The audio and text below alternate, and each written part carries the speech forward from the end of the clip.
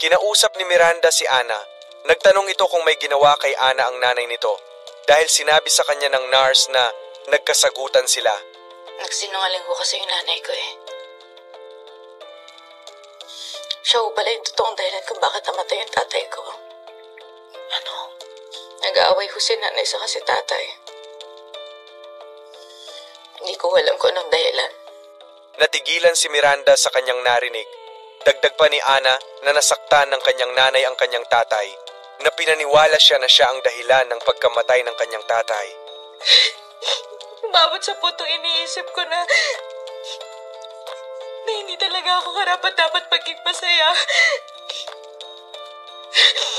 Na hindi ako karapat-dapat mahalin. Kaya lumayo ako sa mga tao. Nilayo ko yung sarili ko kasi pangaramdam ko hindi ako karapat-dapat doon. Halos madurog ang puso ni Miranda habang nakikita niyang nasasaktan si Ana. Sinabi nito na kung pwede lamang naburahin niya lahat ng sakit na nararamdaman nito ay kanyang gagawin. Samantala, habang nasa labas si Oscar, ang kinuhanan nito ng pictures ang pakikipagkita ni na Ashley kay Lando. Kaagad na lumapit si Oscar kay Lando. Nagtanong ito kung ano ang trabaho ngayon ni Lando. Napangiti si Lando at sinabi nitong sikreto. Di ba private investigator ka ni Miranda? Alam ba niya na nakikipagkita ka kay Sarah at kay Ashley? Ha? Kwentuhan lang naman kami. Ano na pag-usapan niyo? Wala. Tungkol sa mga sa buhay-buhay. Sabihin mo sa akin totoo, Lando. Kung di makakarating kay Miranda lahat to. Sa mga sinabi ni Oscar ay natakot si Lando. Hindi naman nakatiis si Jessica at nagtanong ito kay Ana na hanggang kailan sila doon. Na pati ang mga staff sa ospital ay natutong magsinungaling upang mapagtakpan sila.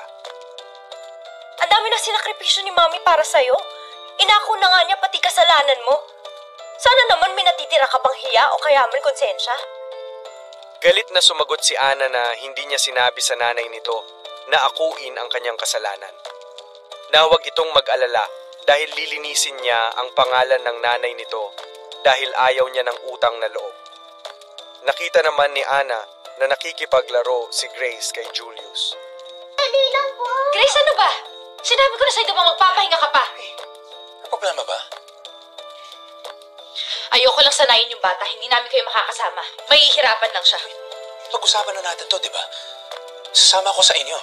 Jules, pwede ba? Unang-una, hindi ko sinabi sa'yo pwede ka nang sumama. Problema ko to, hayaan mo na kami, tigilan mo na kami, pwede ba?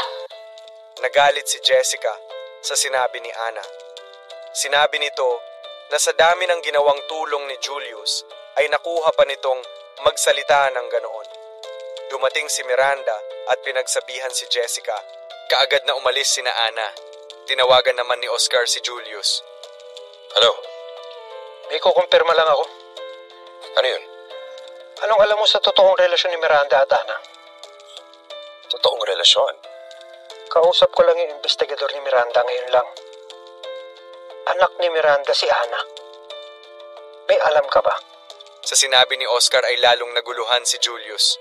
Nakiusap si Miranda kay Jessica na kausapin nito si Ana. Sumagot si Jessica na kahit mag-usap sila ay wala ding maaayos dahil mainitin ang ulo ni Ana. Patuloy ang pakikiusap ni Miranda na huwag nang dagdagan ni Jessica ang mga bigat na nararamdaman ni Ana. Dumating naman si Julius at sinabi nito kay Miranda na may problema sila. Miranda, tumawag si Sir Jimenez. May problema tayo. Nakausap niya yung private investigator mo. Nalaman niya yung tungkol sa inyo ni Ana. Anong ibig mong sabihin? Anak mo si Ana. Sumagot si Miranda na totoo at magpapaliwanag siya. Sinabi ni Julius na bago pa nalaman ni Oscar ay nakita nito na kausap ni na Ashley, ang investigador nito, na alam na ng mga ito ang totoo. Kita sa mukha ni Miranda ang pagkagalit. Samantala, pinaghandaan ni Ashley at Sarah ang kanilang pasabog kina Miranda at Ana. Huwag mo kakalimutan lahat ng bilang ko, lalo na yung sa acting, para gawin ko gold. Acting? Neng, wala nang acting to. Sagad hanggang buto ang galit ko. Sisiguraduhin ko na babagsak silang dalawa at di na sila uli makakabangon. Di sapat eh. Hindi sapat ang kulungan para maging parusa sa kanilang dalawa. Habang naghahanda si Sarah sa studio, ay may tumawag kay Ashley. Ikinatuwa naman ni Ashley ang pagtawag sa kanya ni Miranda. Well, how's life in hell? I've been waiting for your call, Miranda. This is not a game, Ashley. Marami kang buhay na sisirain pag tinuloy mo yan. That's the point. Para masira yung buhay niyo ni Ana. Actually, ito naman talaga yung ginagawa mo, di ba? In fact, this is a tribute to your legacy. Reuniting families. But this time, it would be Miranda Valdez herself reuniting with her long-lost daughter, Ana. Ang mag-inang kidnapper. Sa sinabi ni Ashley ay lalong nagalit si Miranda. Sinabi nito na maglabas sila ng mga baho na kung alam na ba ni Galvez ang mga ginagawa nito. Galit na sinabi ni Miranda na ituloy ni Ashley at makikita nito kung ano ang mangyayari. Tinawagan naman ni Miranda si Mr. Galvez. Yes, Miranda? Alam mo na ba yung gagawin ni Ashley? Gusto niya ako sirain. Pues, my next call will be to your wife and children. Magsiraan tayo ng buhay. Sa sinabi ni Miranda ay kinabahan si Mr. Galvez. Samantala, kinausap ni Grace si Ana. Sinabi nito na tumawag si Lola Helena at kinakamusta ito. Dagdag pa ni Grace na huwag nang malungkot ang kanyang mama Ana dahil maraming nagmamahal dito. Nagtanong naman si Ana kung ano ang sikreto ni Grace at Miss Miranda. Sige na. Mama, pwede po time first muna. Mama, kausapin ko muna siya. Nag-promise na din po ko sa kanya eh. Para siya na lang magsasabi sa inyo.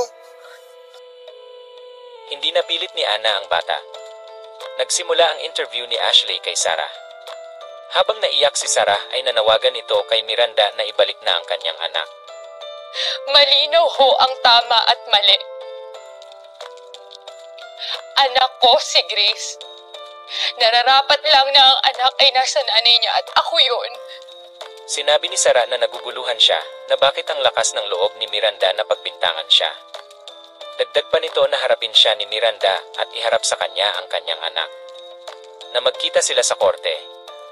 Habang nagsasalita pa si Sarah ay kinat na ni Ashley ang mga sinasabi nito. Nanonood pala sa kanila si Mr. Galvez. Nang matapos ang interview ay galit na galit si Sarah kay Ashley. Ang usapan natin, sasabihin natin yung tunay na relasyon ni Miranda at ni Ana. Ano bang ginagawa mo? Dapat masira sila sa mata ng maraming tao kagaya ng pagkasira ko. Just be grateful, okay? Huwag kang abusada. Abusada? Ako pa ang abusada? Bakit? Kasi nakuha mo na yung show na gusto mo? So ano, ilalaglag mo ko? Huwag kang gumawa ng iskandalo, Mrs. Banaag. Guard!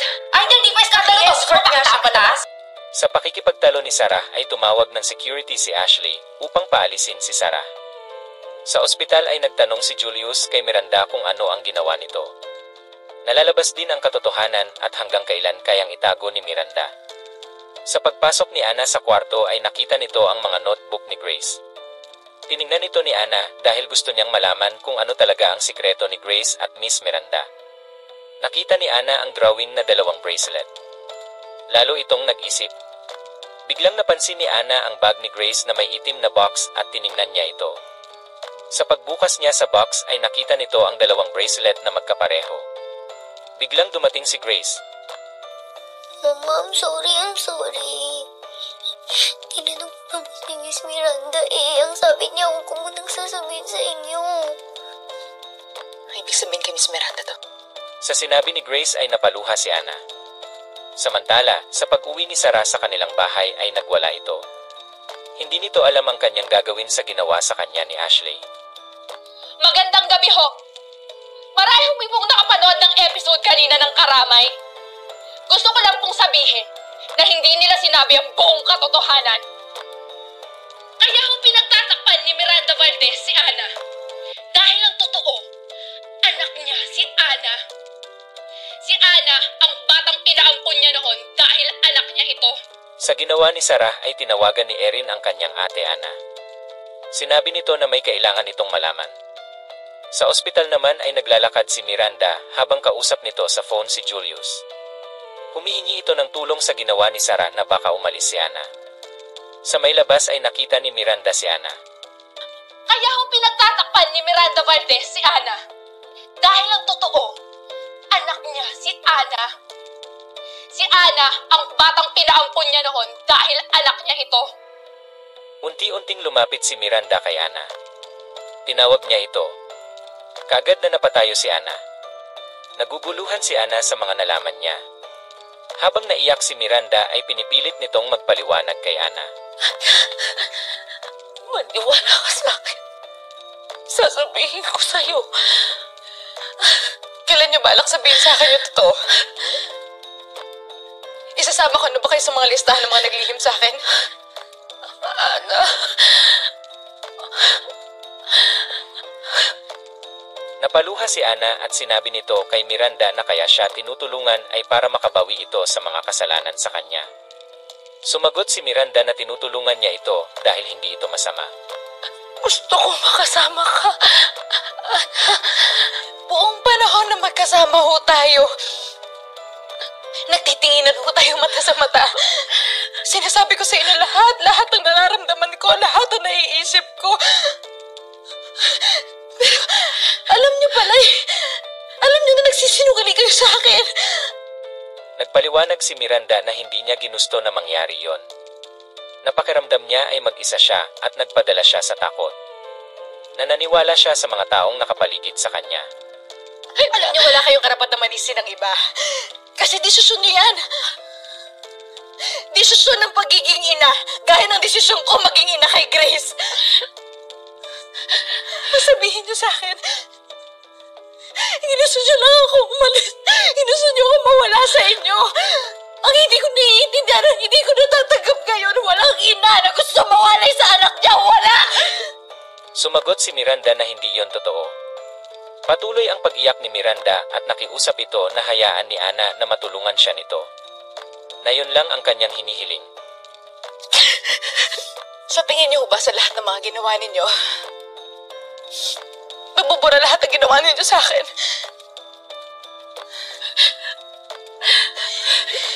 Hindi kayo po pwedeng humiling. Sa oras kung kailan niyo gusto maging ina. Aalis na sana si Ana, ngunit pinigilan ito ni Miranda at patuloy ang pakikiusap nito. Hindi po inihiling na patawarin mo ako ngayon. Pagkakataon lang. Yun lang hinihiling ko. Pagkakataon na maayos kong sitwasyon mo. Anak. Sa pagbitaw ni Ana ay napabagsak si Miranda. Patuloy ang pag-iyak nito at paulit-ulit na sinasambit ang pangalan ni Ana. Wag. Ana, please. Sapat na ho yung tinulong niyo sa akin. Gagawin ko ho lahat para makabayad nun. Pero ito yung tatandaan ninyo. Kahit anong gawin ninyo, hindi kayo magiging ina sa akin. Dahil hindi ko kayo ina. Iniwan ni Ana si Miranda. Habang nasa lapag ay patuloy ang pag-iyak ni Miranda. Sa pagpasok ni Ana sa kwarto ay habol ang hininga nito at pinipigilan niyang umiyak. Kinuha niya ang kanyang mga gamit. Ngunit bigla siyang natigilan at hindi na nito napigilan ang kanyang pag-iyak. Abangan pa natin guys ang mga next episode ng Saving Grace tuwing Huwebes. Mabuhay at salamat po.